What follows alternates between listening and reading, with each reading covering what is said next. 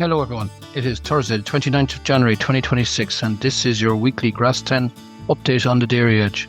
Well, it has been a very wet week for many parts of the country, but for grass growth is running around normal, which is about 6 kilograms of dry matter per hectare per day, and soil temperatures are hovering around 6 degrees as well. But anyway, it has been challenging though in terms of weather for most parts of the country. There's been a lot of rain falling, especially over east. The dry matter of grass is running around 13 or 14%, which is low for this time of the year. Normally it would be drier. I suppose the other bits and pieces to add, it's our first set of grass figures that have been picked up in PastureBase, and the average farm cover for the start of the grazing season is around 850 kilograms of dry matter per hectare on average. Now, it's a little bit behind target, and when this is broken down and looked to a little bit further, almost 50% of farms have an average farm cover of about 700, which is behind where we would want to be. The target average farm cover on most dairy farms for the 1st of February is around 1,000 kilos. When we look a little bit further into the figures again, I suppose the average growth for the winter period was around 4 kilograms of dry matter per hectare per day, which was, normal, average. I would have expected to be higher myself, but the farms with the higher average farm cover, and were probably close to the target, grew about 5 kilograms of dry matter per hectare per day. And with the farms at the lower end, which is, having a farm cover at this stage of less than 900, grew about 3 kilograms of dry matter per hectare per day.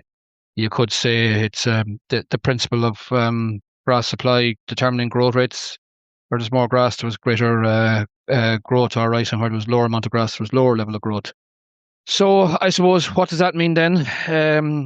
I suppose everybody has to kind of check where they're at this stage in terms of grass supply.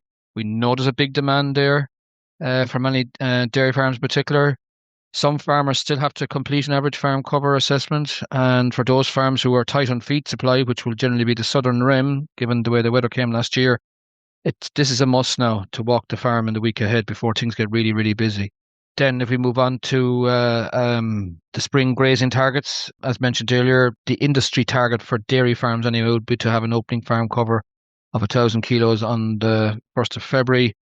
However, with farms with greater demand due to maybe early calving, certainly more compact calving, and higher stocking rate, and certainly with more modern genetics, the average farm cover would need to be above that because of such a big demand. But with this week's figures, which is not all farms, but showing 50% of farms below target, in this situation, the farms need to be proactive now in terms of feed budgeting. This is particularly true if feed supplies on farm are tight. So two obvious things stick out like a sore thumb: to complete a grass budget, which would help allocate grass through February and March and get the best out of it, albeit weather working with you, but also to do a fodder assessment budget, and all these tools are available on PastureBase. So another piece of the jigsaw that's required for the spring is the spring grazing plan. This is needed to see what paddocks will be grazed in February, hopefully, and how to get close to the targets for the 1st of March, which is about 30% of the farm grazed for a dry farm with a big demand in early calving. To move on further, wet day plans are also needed. Needn't say that at the moment now. So paddock choice is really important here now. Ideally, the paddocks that are 4 or 5 of them that are kind of quite dry, in reasonable shape, have good grazing infrastructure. What I mean by that is, it's great to have multiple, entry and exit points. The cover grass is very important here. That is not too high or not too low. A medium cover, about 7, 8, 900,000 kilos. So what I mean by that is, it's just that if the animals leave grass behind, the quality is not affected. If you go into a big cover of grass on a wet day and leave grass behind, you're going to fight that mess all the way through the grazing season. Another option is for the fields that are planned for reseeding in the spring. They can work on wet days for you. Flexibility is very important though when we're grazing and during difficult weather conditions, in terms of on-off grazing, cows going out with appetite grazing, and then when they're finished grazing after the 2 or 3 hour period, that they come back in without causing damage to the paddock, I suppose. Finally then, I suppose, for the rest of the story this week, we had Nutrient last week, Nutrient Week. Thanks to everyone who engaged with the social media, engaged in the week, and attended the webinar over Nutrient Week and the podcasts. I think 3 messages kind of stand out: to know your NPK, lime requirements for the year ahead, and to plan that around that to get the best out of grass. When these things are compromised, particularly PK, lime, and sulfur, grass doesn't perform as well. And I can certainly throw the clover plant in with that too.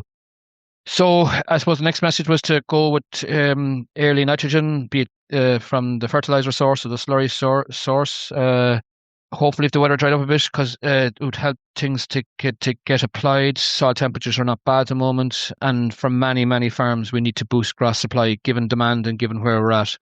When we're talking about slurry, it's a very valuable resource on the farm. We have to use it wisely. Sorry, it's worth about €30 per 1,000 gallons. There are new regulations in now as well to try and get better slurry distribution on farms. Simple things like, the best slurry should go to the silage grounds. The watery slurry should go to the grazing grounds. This helps with contamination. The water fraction of the slurry helps trap more nitrogen, and the P's and K's are diluted on the grazing area because the slurry is a bit more waterier. It's easier spread, and you're applying not the highest level of PK, but enough to cover the maintenance of the paddock to grow grass for the year in terms of what's required. So, yeah, just to say that it's a bit of planning time now. Hopefully the weather will improve and we get grazing. But anyway, if you would like to hear more from the Grass10 team, subscribe to the weekly Grass10 newsletter, which is available on the Grass10 page on the Teagasc public website. And the link to the newsletter is also available in the description of this podcast. Many of our grazing events are kicking off next week around the country. So just to keep an eye out for those, we'll put a list up next week. We'd like to thank all those who support the Grass10 campaign: AIB, Grassland Agro, Department of Agriculture, Food and Marine, FBD and the Farmers Journal. This has been your Grass10 update, and I will talk to you all next week when we hope that the weather improves.